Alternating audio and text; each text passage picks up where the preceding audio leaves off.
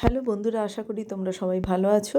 আজকে কুলেখাড়া শাক, যেটা অ্যানিমিয়া বা রক্তাল্পতা যে রোগ, সেই রোগ নির্মূল করতে সাহায্য করে, সেই ঔষধি গুণসম্পন্ন শাকের একটা তরকারি করে দেখাবো। চলো দেখে নিই।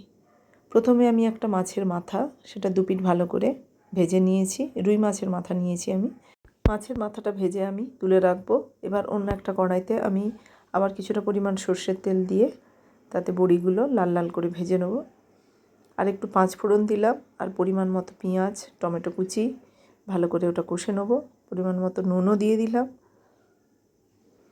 আর আদা রসুন পেস্ট করে দিয়েছি, সেটা ভালো করে মশলার সঙ্গে কষিয়ে নেব।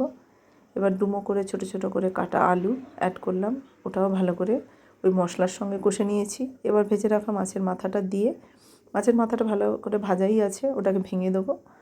ভেঙে ভালো করে ওই আলুর সঙ্গে আবার একটু ভালো করে কষে নিলাম।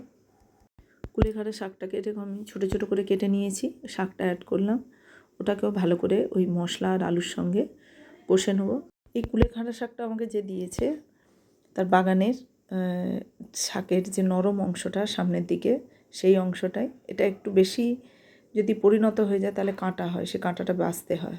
এতে কাঁটা নেই, তাই আপনারা যখন করবেন ওটা একটু খেয়াল করে শাকটা কাটার চেষ্টা করবেন। শাকটা একটু কষে নেওয়ার পরে পরিমাণটা যখন কমে যাবে, তখন আমি পরিমাণ মতো নুন, চিনি আর হলুদ গুঁড়ো, লঙ্কা গুঁড়ো অ্যাড করে দিলাম।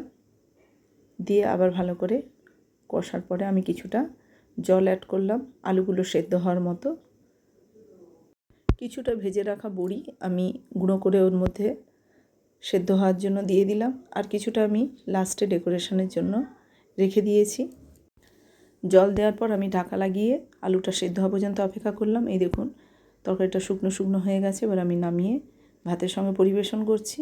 আর ভেজে রাখা যে বড়িটা ছিল, সেই বড়িটা আবার আমি গুঁড়ো করে ওই শাকের উপর ডেকোরেশন করে দিলাম। খেতে মুচমুচে ভালো লাগে।